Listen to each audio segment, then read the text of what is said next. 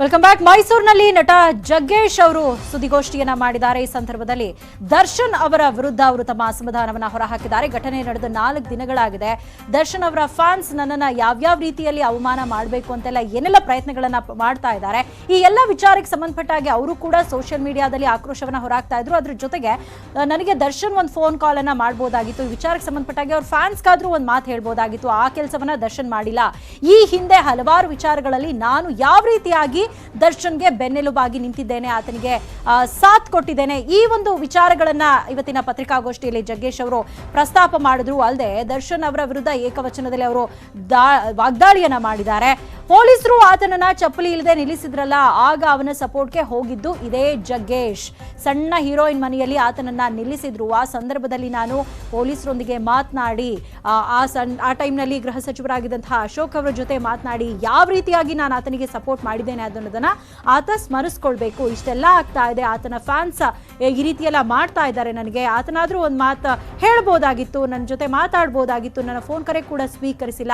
ಈ ರೀತಿಯಾಗಿ ದರ್ಶನ್ ವಿರುದ್ಧ ತಮ್ಮ ಅಸಮಾಧಾನವನ್ನು ಹೊರಹಾಕಿದ್ದಾರೆ ಜಗ್ಗೇಶ್ ಅವರು. ಸ್ಥಿತಿಯಲ್ಲಿ ಇಡೀ ಪೊಲೀಸರು ಅವನಿಗೆ ಅರೆಸ್ಟ್ ಮಾಡಿ ಅವನ ಕಾಲಲ್ಲಿ ಚಪ್ಪಲಿ ಇಲ್ಲದೆ ನಿಲ್ಲಿಸಿದ್ರಲ್ಲ, ಅವತ್ತು ಯಾರು ಬಂದಿದ್ರು ಅಂತ ಪ್ರಶ್ನೆ ಕೇಳ್ತೀನಿ. ಎಷ್ಟು ಜನ ಸಿನಿಮಾ ನಟರು ಬಂದಿದ್ರಿ ನೀವು? ಅವತ್ತು ಬಂದಿದ್ದವನು ಜಗ್ಗೇಶ್ ಒಬ್ಬನೇ. ಅವನ ಪರವಾಗಿ ಜೊತೆಗೆ ನನ್ನ ಜೊತೆಗೆ ಸಾಥ್ ಕೊಟ್ಟವನು ಸಾರಾ ಗೋವಿಂದು. ಇವತ್ತು ಆ DCP ಅವರು ರಿಟೈರ್ಡ್ ಆಗಿರ್ಬೋದು, ಸಿದ್ದರಾಮಪ್ಪ ಅಂತ, ಅವರ ಜೊತೆ ಎಷ್ಟರ ಮಟ್ಟಿಗೆ ನಾನು ಜಗಳ ಮಾಡಿದ್ದೀನಿ ಅಂದರೆ, ಅವತ್ತು ಹೋಮ್ ಮಿನಿಸ್ಟರ್ ಆಗಿದ್ದಂಥ ಅಶೋಕ್ ಅವರಿಗೆ ಫೋನ್ ಮಾಡ್ತೀನಿ. ನಿಮ್ಗೆ ಗೊತ್ತು, ಒಬ್ಬ ಮಿನಿಸ್ಟ್ರು ಒತ್ತಡದಲ್ಲಿರ್ತಾರೆ, ಸಿಗೋಲ್ಲ. ಕಿರ್ಚಾಡ್ತೀನಿ ಸ್ಟೇಷನ್. ನನಗೆ ಹೋಮ್ ಮಿನಿಸ್ಟ್ರು ಕನೆಕ್ಟ್ ಮಾಡಿ ದಯವಿಟ್ಟು ನಾನು ಮಾತಾಡಬೇಕು. ಪಾಪ ನಮ್ಮ ಅಶೋಕ್ ಅವರು ಇಮಿಡಿಯೇಟಾಗಿ ಎಲ್ಲೋ ಬಂದು ಏನಪ್ಪ ಅಂದರು, ಸರ್ ಇದೆಲ್ಲ ಸರಿಯಿಲ್ಲ.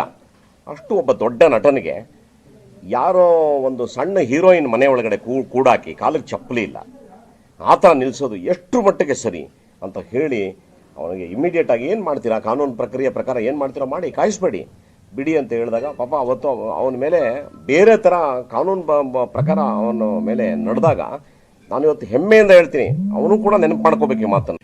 ಯಾವುದೋ ಒಂದು ಸ್ಥಿತಿಯಲ್ಲಿ ಇಡೀ ಪೊಲೀಸರು ಅವನಿಗೆ ಅರೆಸ್ಟ್ ಮಾಡಿ ಅವನ ಕಾಲಲ್ಲಿ ಚಪ್ಪಲಿ ಇಲ್ಲದೆ ನಿಲ್ಲಿಸಿದ್ರಲ್ಲ, ಅವತ್ತು ಯಾರು ಬಂದಿದ್ರು ಅಂತ ಪ್ರಶ್ನೆ ಕೇಳ್ತೀನಿ. ಎಷ್ಟು ಜನ ಸಿನಿಮಾ ನಟರು ಬಂದಿದ್ರಿ ನೀವು? ಅವತ್ತು ಬಂದಿದ್ದವನು ಜಗ್ಗೇಶ್ ಒಬ್ಬನೇ. ಅವನ ಪರವಾಗಿ ಜೊತೆಗೆ ನನ್ನ ಜೊತೆಗೆ ಸಾಥ್ ಕೊಟ್ಟವನು ಸಾರಾ ಗೋವಿಂದು. ಇವತ್ತು ಆ DCP ಅವರು ರಿಟೈರ್ಡ್ ಆಗಿರ್ಬೋದು, ಸಿದ್ದರಾಮಪ್ಪ ಅಂತ, ಅವರ ಜೊತೆ ಎಷ್ಟರ ಮಟ್ಟಿಗೆ ನಾನು ಜಗಳ ಮಾಡಿದ್ದೀನಿ ಅಂದರೆ, ಅವತ್ತು ಹೋಮ್ ಮಿನಿಸ್ಟರ್ ಆಗಿದ್ದಂಥ ಅಶೋಕ್ ಅವರಿಗೆ ಫೋನ್ ಮಾಡ್ತೀನಿ. ನಿಮ್ಗೆ ಗೊತ್ತು, ಒಬ್ಬ ಮಿನಿಸ್ಟ್ರು ಒತ್ತಡದಲ್ಲಿರ್ತಾರೆ, ಸಿಗೋಲ್ಲ. ಕಿರ್ಚಾಡ್ತೀನಿ ಸ್ಟೇಷನ್. ನನಗೆ ಹೋಮ್ ಮಿನಿಸ್ಟ್ರು ಕನೆಕ್ಟ್ ಮಾಡಿ ದಯವಿಟ್ಟು ನಾನು ಮಾತಾಡಬೇಕು. ಪಾಪ ನಮ್ಮ ಅಶೋಕ್ ಅವರು ಇಮಿಡಿಯೇಟಾಗಿ ಎಲ್ಲೋ ಬಂದು ಏನಪ್ಪ ಅಂದರು, ಸರ್ ಇದೆಲ್ಲ ಸರಿಯಿಲ್ಲ. ಅಷ್ಟು ಒಬ್ಬ ದೊಡ್ಡ ನಟನಿಗೆ ಯಾರೋ ಒಂದು ಸಣ್ಣ ಹೀರೋಯಿನ್ ಮನೆ ಒಳಗಡೆ ಕೂಡಾಕಿ ಕಾಲಿಗೆ ಚಪ್ಪಲಿ ಇಲ್ಲ, ಆ ಥರ ನಿಲ್ಲಿಸೋದು ಎಷ್ಟು ಮಟ್ಟಿಗೆ ಸರಿ ಅಂತ ಹೇಳಿ ಅವನಿಗೆ ಇಮಿಡಿಯೇಟಾಗಿ ಏನು ಮಾಡ್ತೀರಾ, ಕಾನೂನು ಪ್ರಕ್ರಿಯೆ ಪ್ರಕಾರ ಏನು ಮಾಡ್ತೀರಾ ಮಾಡಿ, ಕಾಯಿಸ್ಬೇಡಿ, ಬಿಡಿ ಅಂತ ಹೇಳಿದಾಗ ಪಾಪ ಅವತ್ತು ಅವನ ಮೇಲೆ ಬೇರೆ ಥರ ಕಾನೂನು ಪ್ರಕಾರ ಅವನ ಮೇಲೆ ನಡೆದಾಗ ನಾನು ಇವತ್ತು ಹೆಮ್ಮೆಯಿಂದ ಹೇಳ್ತೀನಿ, ಅವನು ಕೂಡ ನೆನಪು.